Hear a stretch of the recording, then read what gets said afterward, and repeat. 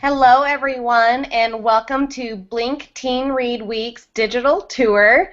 We are capping off this 7-day exciting tour with a fantastic Google Hangout today. We have four amazing authors with us: Lynch Williams, Lorie Langdon, Evangeline Denmark, and Jonathan Friesen. Each of them will be talking today about YA and reading, and we'll just be having a really fun chat.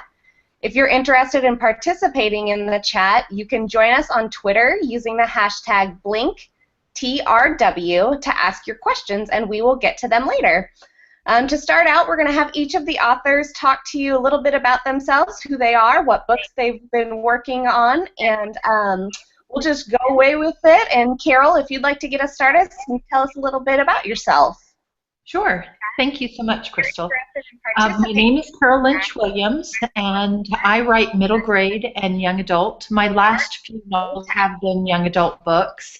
My book from Blink is Never Said, which is a true YA novel. I have 30 books published, and I have to admit that writing for the YA market is where my heart is. I just really love what we can do with words there and what we can experience. And really and truly in my heart, I'm probably 12 or 13 years old, so just on the cusp of middle grade and young adult myself on the inside.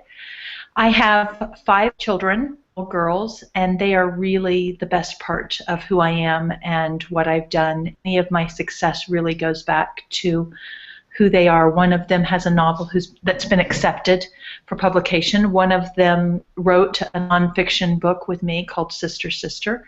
The youngest plays softball. One just got married, and the oldest is very creative in many, many ways. So that's really my claim to fame, are my 5 children.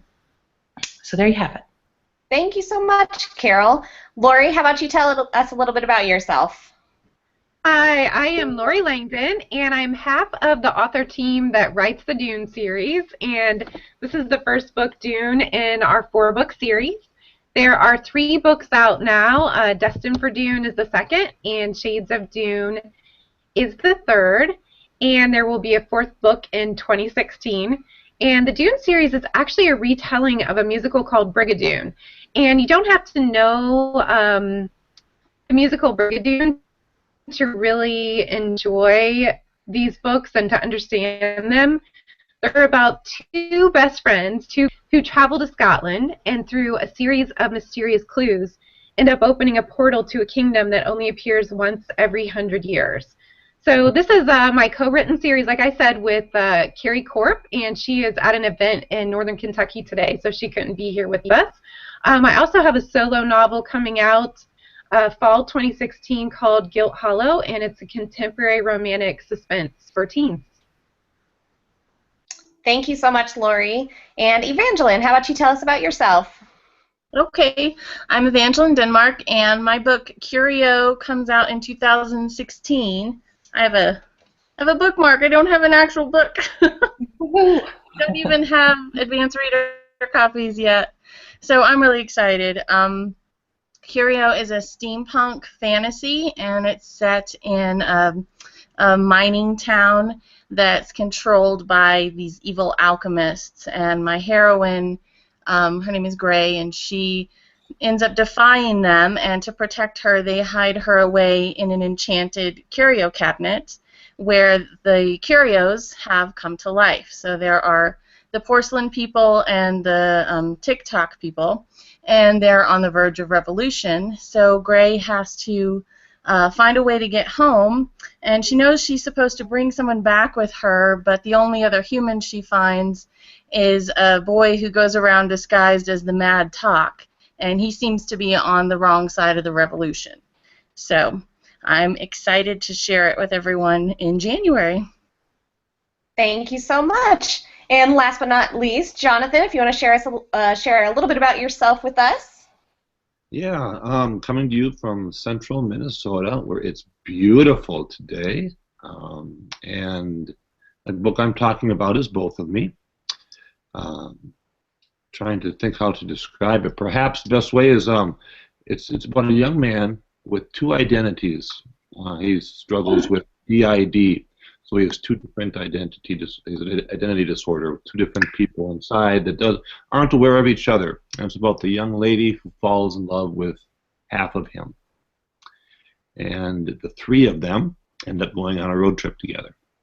And all the strange things that can happen in those kinds of love environments. So that is the book, both of me. Working on another one that's coming out, Unfolding, next year. Looking forward to that. And talking to you today. Great. Thank you all so much. It's wonderful to have you here. What we're going to do now is just talk about YA, books, reading, writing, all the things that we all love the most. And so to get things started off, I'm just going to ask a few questions. And anyone watching, remember you can ask questions anytime during the event using hashtag BlinkTRW on Twitter. So the first question, and I'll start with Jonathan. What book has stuck with you since your teen years? Okay, it's kind of embarrassing, but it's totally true.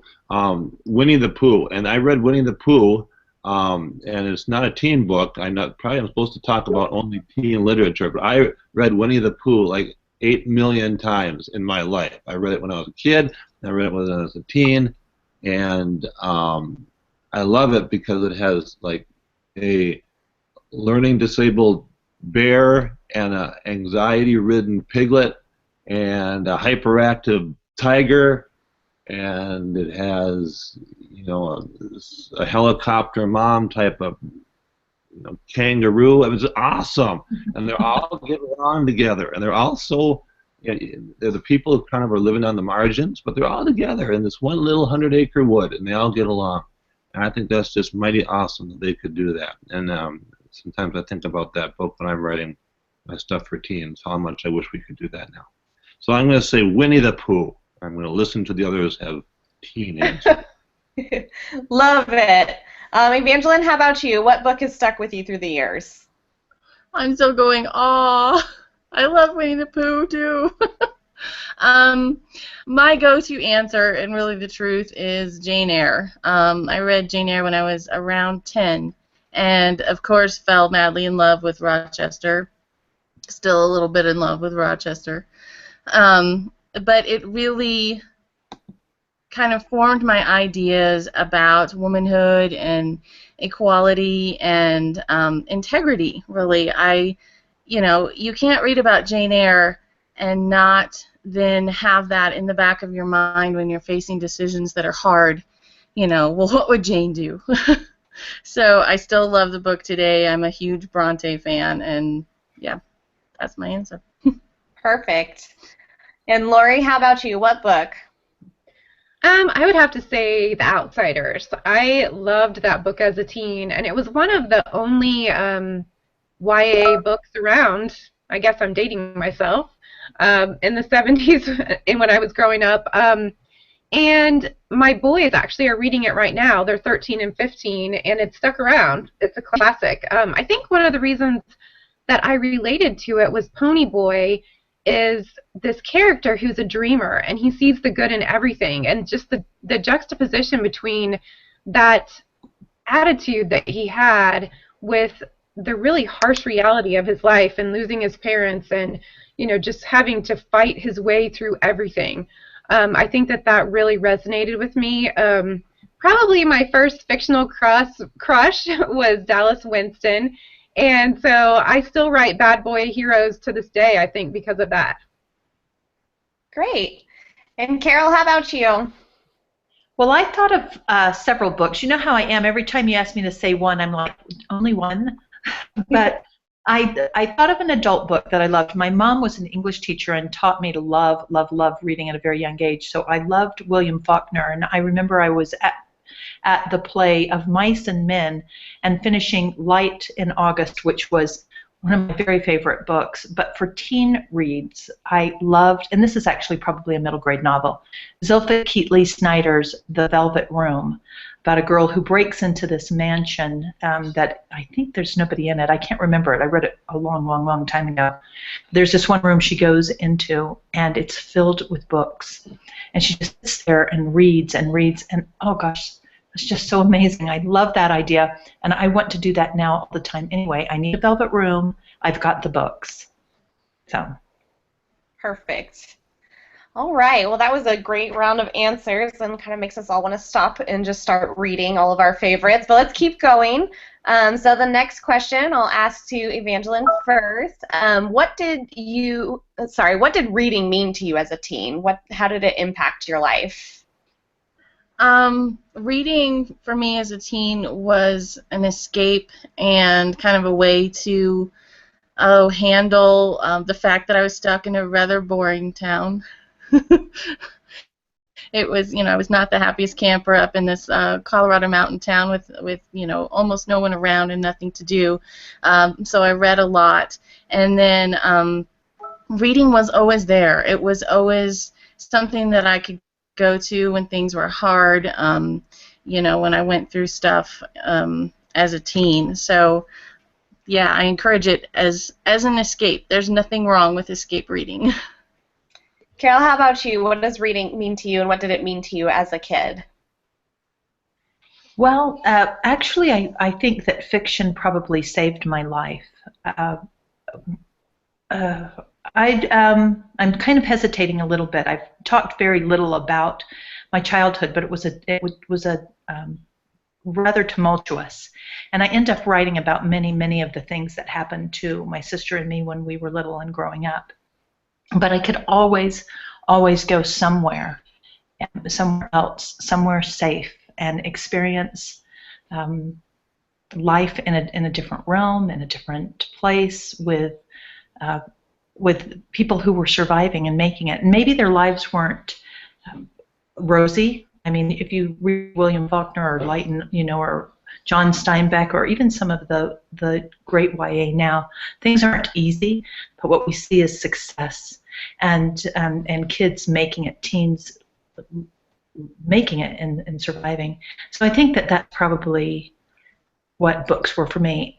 I hold books just to my heart. I love them so much and love what they have to offer, and I hope that anything that I ever put my own writing to, any of my own writing, I hope can reach just one person, because I know how safe I was when I was curled up with a book.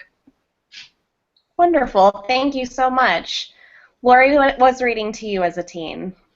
Well, that's hard to top. That was a great answer.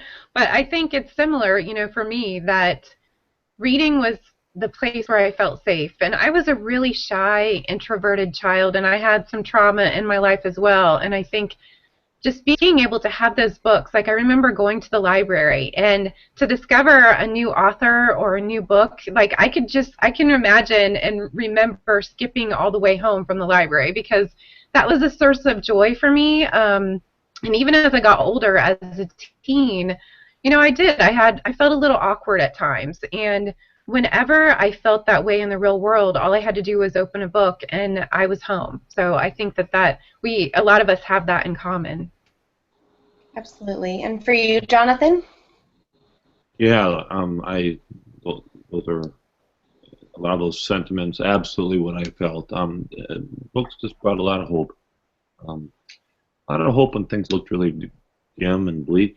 And I was a reader of only fantasy. If it wasn't fantasy, I didn't want to read it.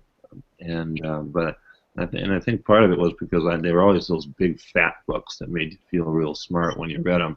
But the other piece of it was, I don't know, they were so different than what I was experiencing that it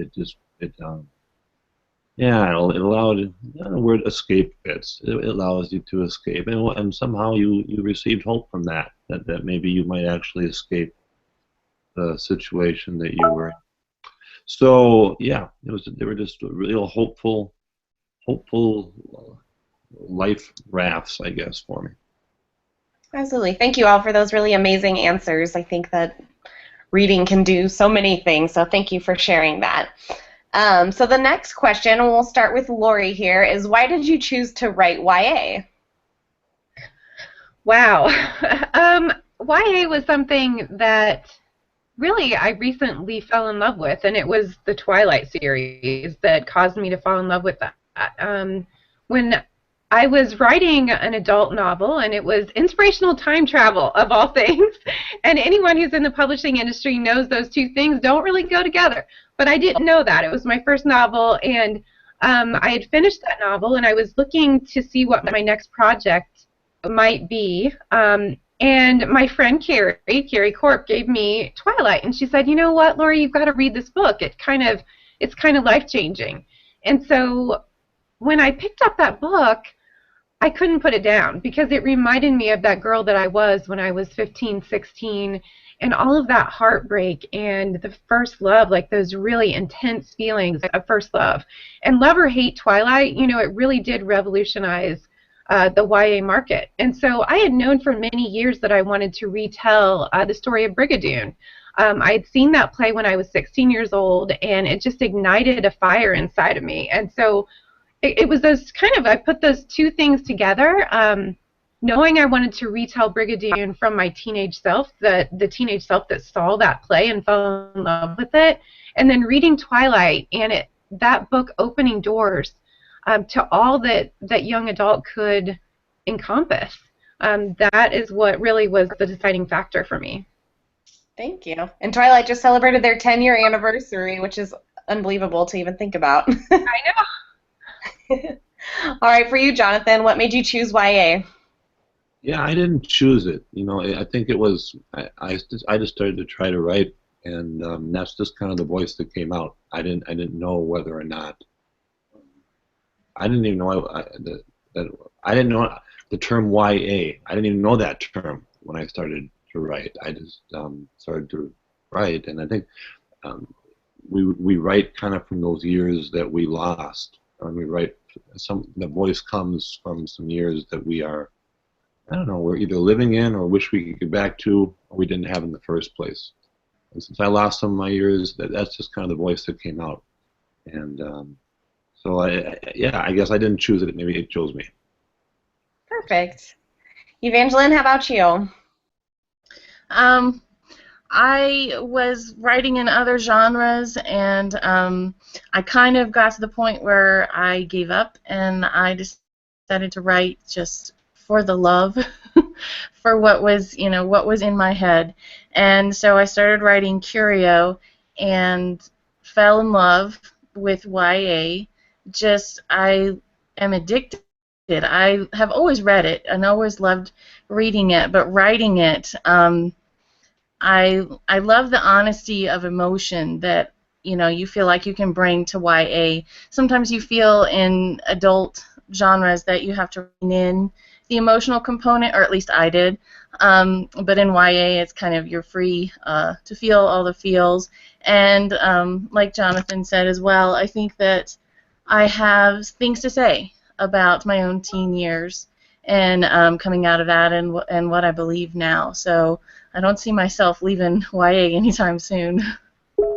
Great. And Carol, you kind of touched on it and why you, what reading meant to you, but why have you stuck with YA? Well, I think Jonathan took the words right out of my mouth. I think really the genre sort of chose me. I kind of believe, along with what he was saying, that when we get into a place where we stall as kids or something, maybe that's where our true voice is, and mine's at 12. But my topics tend to be a little bit older, and that pushes it up to YA. So I am most comfortable writing. If I have a good friend who writes picture books, and he always says to me, "Oh, this should be a picture book," and I'm always like, "No, this should be a novel." If I try to write a picture book, it is a 12 or 13 or 14-year-old picture book, and if I try to write an adult novel, it is told from 12 or 13 or 14-year-old point of view. So I just stick in that place where I am most happy. Great. Thank you all for that. And the next question is kind of a two-part question, and I'll start with Evangeline. What is the best part about writing for teens, and also what is the scariest part about writing for teens? The best part, like I touched on just a minute ago, the honesty of emotions, the feeling all the feels, and getting to put that into into fiction and just play with that. The scariest part, I think, is just knowing what teen readers are going through and dealing with, and wanting to do right by them, to show characters struggling with things and, you know, overcoming or living with or getting through. It's huge. It's, you know, I just want so much for, you know, readers to get comfort and get encouragement, and that feels like a big responsibility. Thank you. Jonathan, the best and the scariest part about writing for teens? Probably honesty is both answers. It's probably the best part and the scariest part, because I think teens are very apt at seeing when they can see a phony pretty easily, and so you have to really be honest in as Evangeline was saying, the emotional piece of it, presenting that. But then that's also the scariest part too, because that means revisiting some things that maybe you don't want to revisit yourself, and going there. And I guess it also means being willing to accept their honesty about what you wrote, which is, of all the people, I know teens are probably the most honest as far as how they feel about something. They'll tell you if it was fantastic. They'll also tell you if they threw it across the room halfway through. So it's I think honesty is both answers. Great. Thank you so much. And Carol, for you? I think everybody's sort of hitting on the same idea. Yeah. To add and expound on a bit more, I'd say truth. We have to write a specific truth in our books. Kids do know if we're trying to tell a falsehood. They don't have the patience. They shouldn't have the patience. I don't think any of us should have the patience for something that isn't the best it can be and the most truthful and honest that it can be. And there's a huge responsibility, and perhaps that's part of the scary part. People will ask me, well, you know, what do people not like your novels? And yep, people don't like my novels. And sometimes they'll say to me, that was too dark, or that was too hard, or that was too real, or that was too whatever, but I have to still tell that truth. And so, yeah, it all just is kind of, I think, hinges all on the same thing, that we're all kind of saying the same thing, that we want to tell the best story so that we can maybe just offer that little bit of hope. Thank you. And for you, Lorie? I agree with what everyone has said, of course, and I think that for me personally, I touched on this a little bit, but as a teen myself, I was a little bit fearful, and I didn't do all the things I wanted to do. I wasn't really active in things in high school, and this is my chance. One of the great things about writing teen literature is I can pour into my characters the person I wish I was. So Veronica, who is one of the main characters in the Dune series, she's really the teen that I wish I had been. And one of the scariest things is getting that feedback from people that your words have really impacted them positively and negatively, because when you get those really strong reactions, it's a little scary. It's like, wow, like my work has really kind of sunk into this person's consciousness, and that is a responsibility that I have to hold on to. And you know, I want to be a role model, and I want my characters to be a role model, and that can be a little scary at times. Absolutely. Thank you all. Okay, so the next one is a little bit lighter. I feel like I'm forcing you all into some heavy conversation a little bit, but the next one is, and we'll start with Evangeline. Who is your all-time favorite YA hero? Oh, that's so hard. I was thinking about this. I really love Jim Carsters in The Infernal Devices, Sandra Clare's Infernal Devices. I love that series. Yes, I know.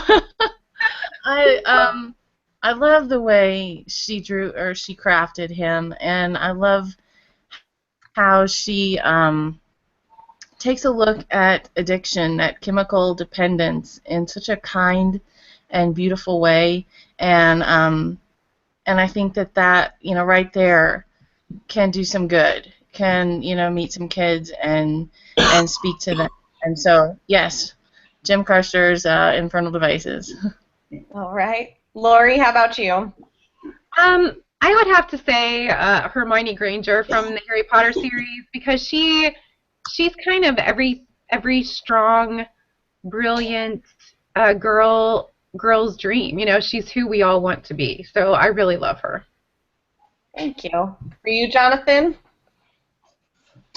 Did everyone else get a list of the questions in advance? We did. Thank you. I just didn't read it. This is the first time I heard this one. Any of them.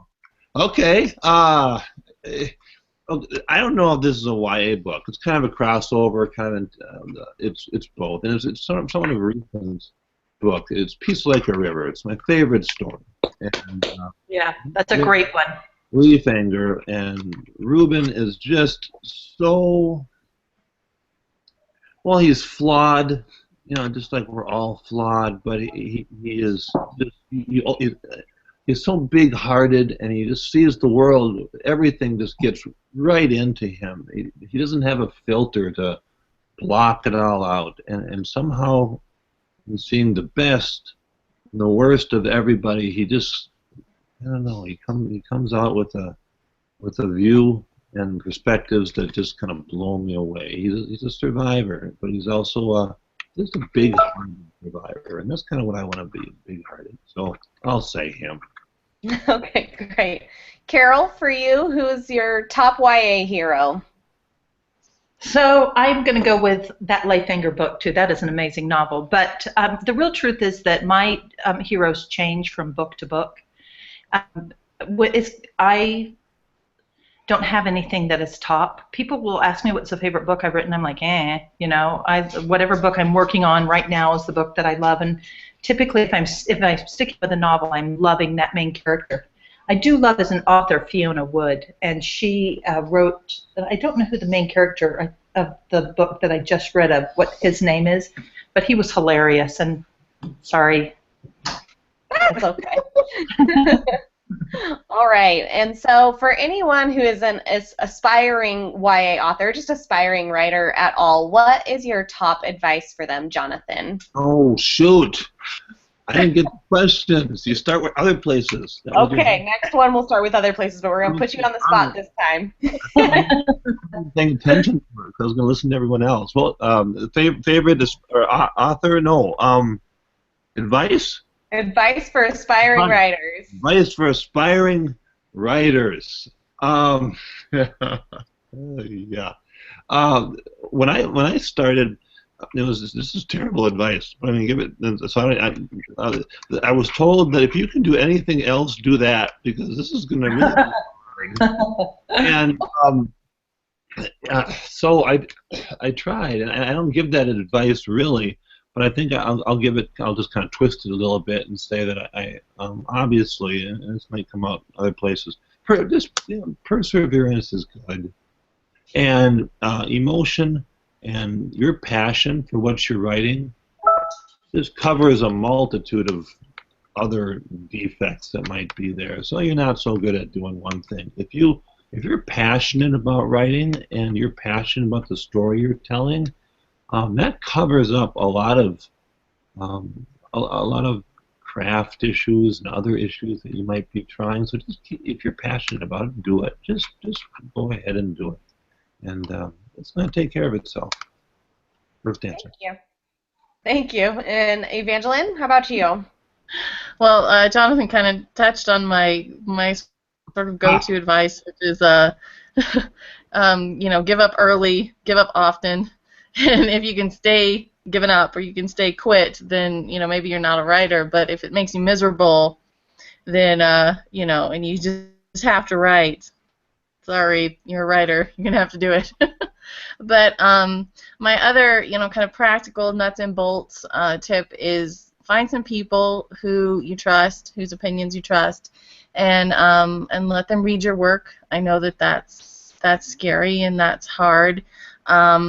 And it can be a little messy because, especially, you know, starting out with a critique environment, people can kind of step on your voice. So I think one of the best questions to ask of those early readers, your friends, you know, whoever it is where were you taken out of the story? You know, where did your brain stop being involved in the story and start thinking, what does she mean by this sentence? So I think that's an easy and safe question, because then somebody can just say, oh, right here. And they're not telling you, oh, you need to craft it this way. Oh, your word choice wasn't right. Oh, your grammar wasn't right. They're giving you something that's a valuable feedback from a reader. Great. Thank you. Lorie, what advice would you give? I think that the biggest step that I took towards becoming a professional writer was joining a writers organization.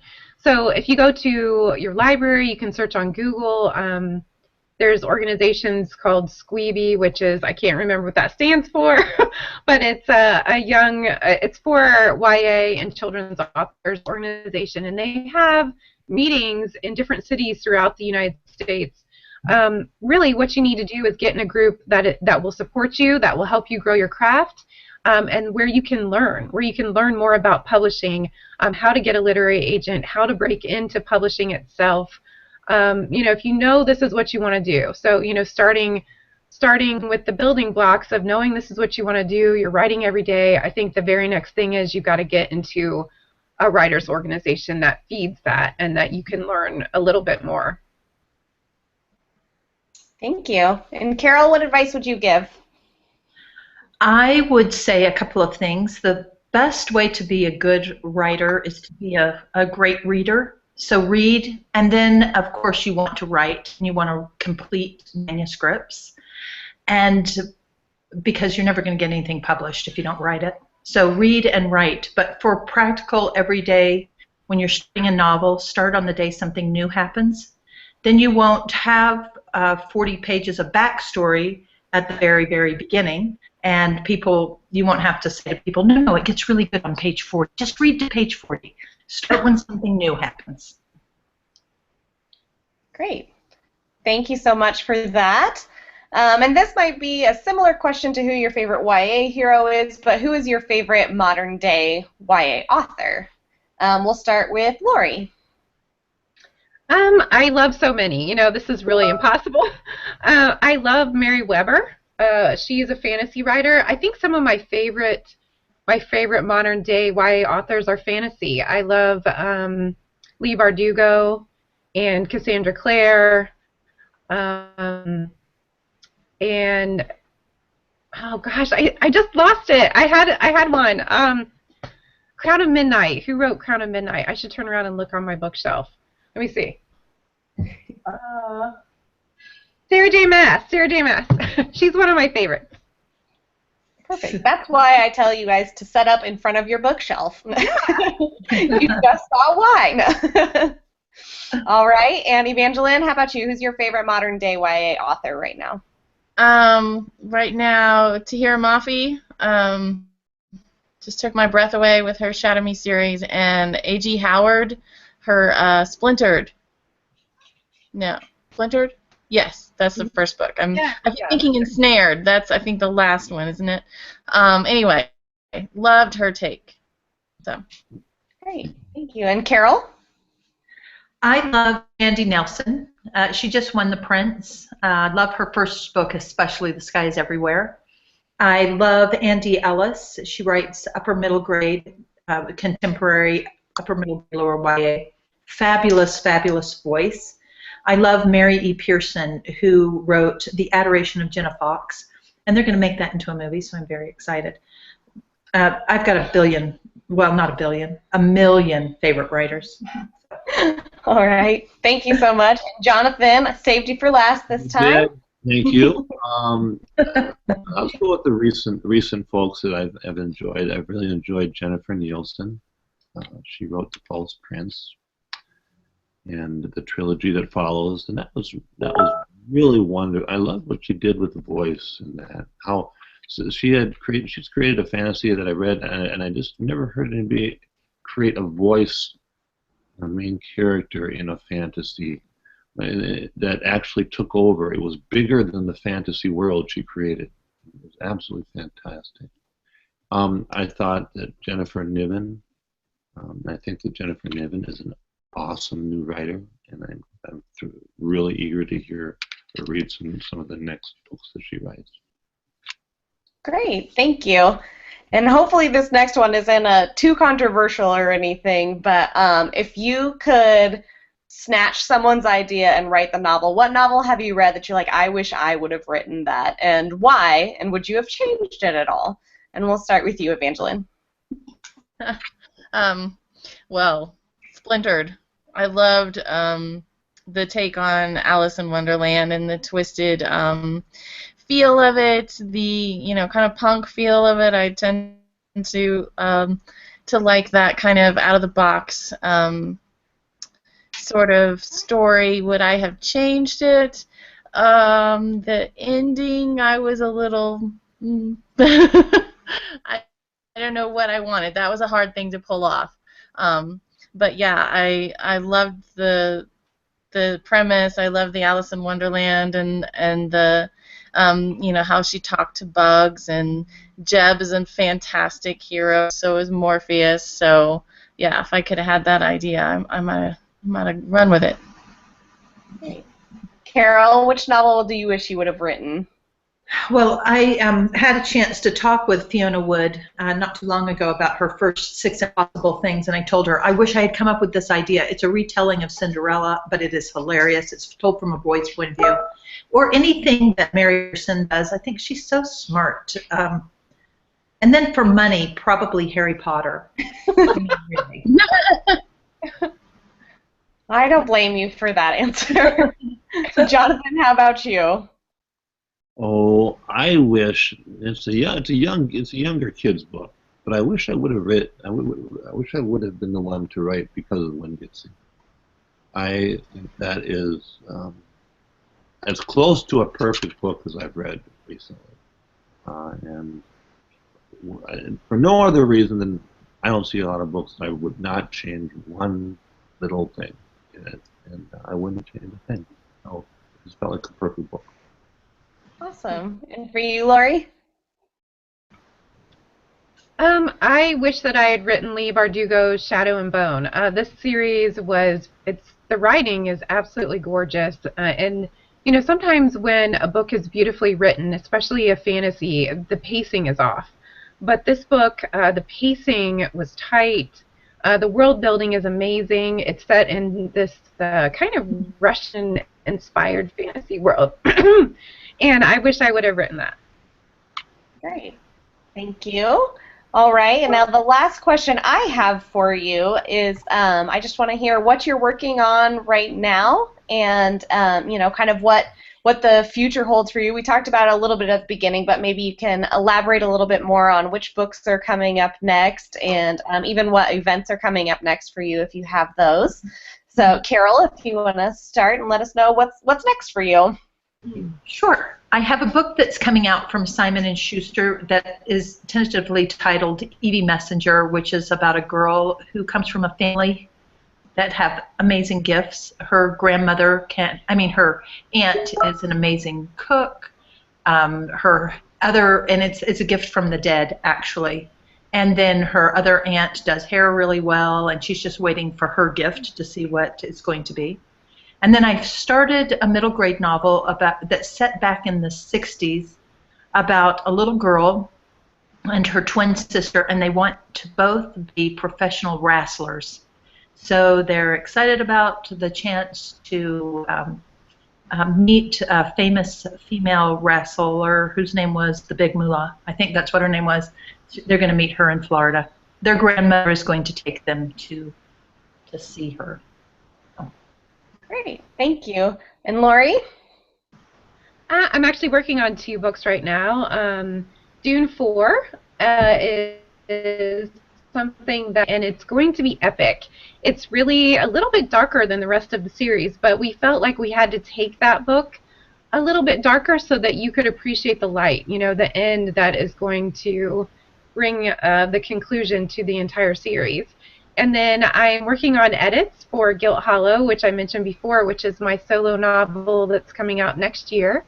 And that is about a boy who is convicted of manslaughter and then returns home to his small, eclectic hometown after serving his time, kind of seeking revenge and the life he lost, including the girl he left behind. So it's definitely a suspense, kind of a little bit of Nancy Drew mystery thrown in there with romance and wrapped all in a story of redemption.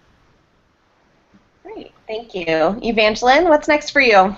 Well, Curio is next for me as in terms of what's coming. So it comes in January of 16.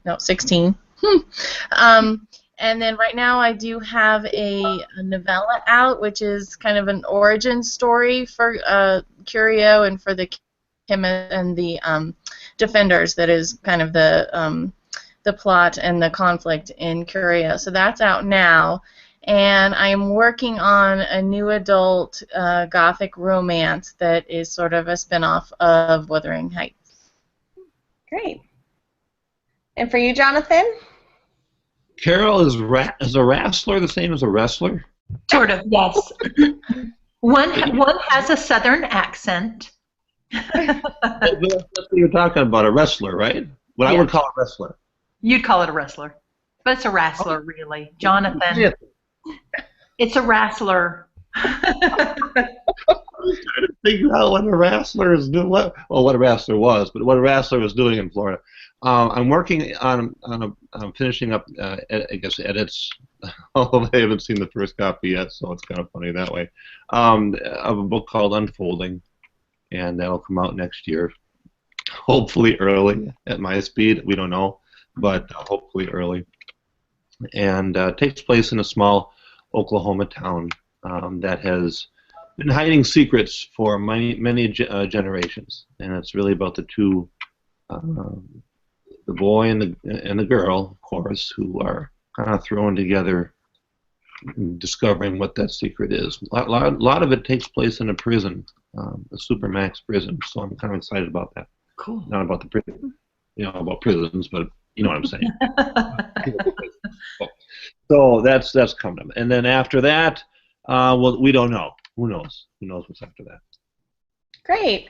Thank you all so much. We are going to take at least one question from Twitter right now. Just a reminder to anybody watching, you're able to post a live question at the moment using hashtag BlinkTRW. And so the first question we have is from Crystal. What a nice name she has. And her question is, how can parents get teens reading more? And we'll start with you, Lorie. Well, I have 2 teenage boys, so this is a challenge, even with myself as an author. And, I think really just the key is finding a book that is going to resonate with their personal interest. I just finished reading The Fifth Wave, which was actually brilliant. It's not the kind of book that I would normally read. It's about an alien invasion, apocalyptic style. But I know that the kind of heroes that are in that book are going to resonate with my older son. And so I recommend it, even though he's too busy to read, he has to read. So I've recommended that book to him, and I think it helps if you've read something, and then you can talk with your kids as they're reading it and get them excited about it. Great, thank you. How about you, Carol? What would you recommend? Well, I homeschooled my 5 daughters, and our whatever that thing is when I can't remember right now, but we used books as the basis for everything that we did. We go to the library, get 100 books, and hopefully we were able to return all 100 every 2 weeks or so. But luckily I had a friend who lived at the library. Worked at the library. That doesn't matter, but she did help me with my fines, which sometimes could be large. Anyway, one of the things that I found worked and still works, and I still do this with my kids, even though they're older, is we'd read out loud and spent a good amount of time reading stuff to them, and that taught them to love to read, but they still love listening to me read to them. So you can start a book that way and just kind of set it aside and leave it there for them. I think that's at least that worked for me. Great. Evangeline, what would you recommend? And maybe even what would you recommend for teens who are kind of hesitant readers right now, maybe how they could get into it more too? Well, first of all, go easy on yourself and look at reading as as an escape, as fun. I think as parents, and also, in the school, their circumstances tend to be that they're, forced to read certain textbooks and certain, fiction, whatever the class is reading, and there needs to be an alternative that they can pick that is whatever they are interested in. If that's Diary of a Wimpy Kid, fine. If that's science, texts, whatever, then great. They need to know that reading can be fun and an escape too, and it's not just for the purposes of the assignment at school. That they can find something that interests them, and I think it has to be fun. You have to find something fun, or you're not going to stay with it. You're not going to pursue it later on in life. You're not going to have that reward that that fiction brings to us if you don't realize that it can be fun. So go with whatever interests you, and don't ever be ashamed if that's your classmates are reading this book and you're like, hey, I'm interested in this book about the weather. So what? That's fantastic. Great, thank you. Jonathan, what would you recommend? Boy, my first just read like she breathed, so it was like no big deal, and we just thought all the kids would do that. And my second, I don't know how old your kid is. Our oldest boy, he didn't read a book until he was 12, and you're 11 years old, and kids are like, parents, like, gee, what's wrong with your kid? He's not reading. There's a lot, but it just wasn't his time yet. And so I think having some people, this is what Evangeline even mentioned about going easy on yourself is a big deal.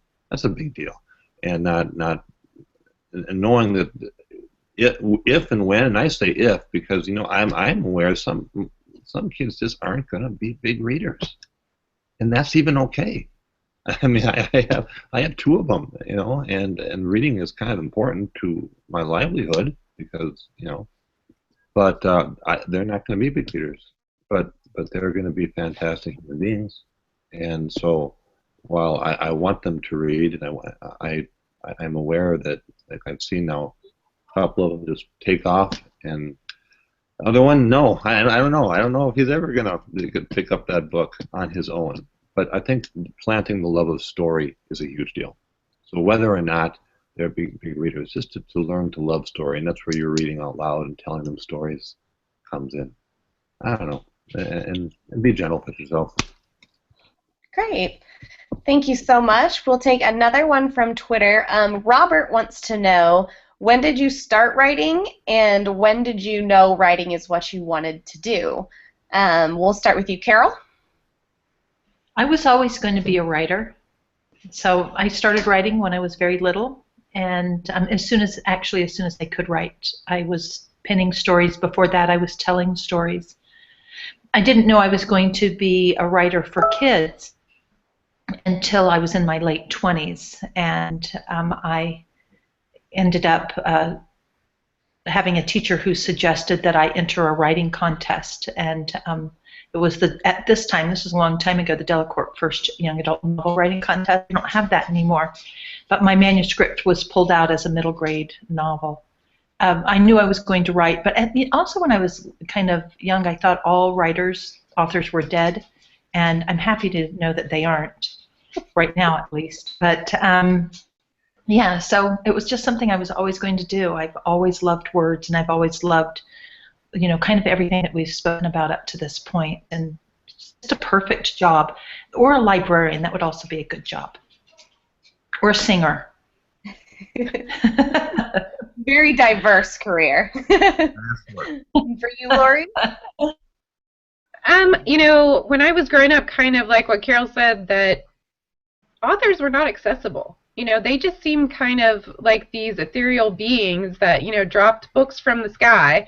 So I didn't really know that I wanted to be an author. I really told stories from the time I could talk. And I remember making up stories for my Barbies. My cousins and I would act these stories out for days. Like, it would take us days to act these stories out because they were so intricate and in-depth. And I should have known then But I didn't. So in high school, I had a teacher who really encouraged me, and she was a terrifying teacher, but she would pull my papers out and use them as an example in the class, and she really told me you need to go into writing as a career. So in college, I was a journalism major, and I enjoyed that, but I soon learned that I didn't love to write about topics that I did not care about. So then I kind of pulled back and I went into something completely different. So I really didn't know I wanted to write novels. I didn't start writing my first novel until I was in my early 30s. Great. Evangeline, how about you? It's funny that Carol said that she wanted to be a singer, because I did too, and terrible, terrible singer.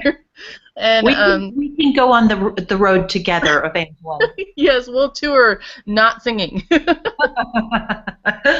it's kind of funny because I was always telling stories, and you know, when I go and visit kids in the school, I tell them, you know, you got to listen to the right voices, the voices that are telling you, you know, what you're good at. And so I would hear, well, you know, you're good at writing, you're good at telling stories, and I would, you know, tell stories with my vocabulary sentences and, you know, just whatever. I was always doing that. And I went to college. I was an English major, and, you know, that's really all that we can do in my family. But I thought that I might edit or do professional writing. You know, I thought that I might, you know, have a job, a real job. Not that I don't, but, you know. But I didn't really start writing novels until 2006. I had a miscarriage, and I just needed something creative. And so I started writing, and it was just like a gift, and it was just, you know, what I was supposed to do. And so that's when I knew that I was that this was going to be something that was part of my life, writing novels.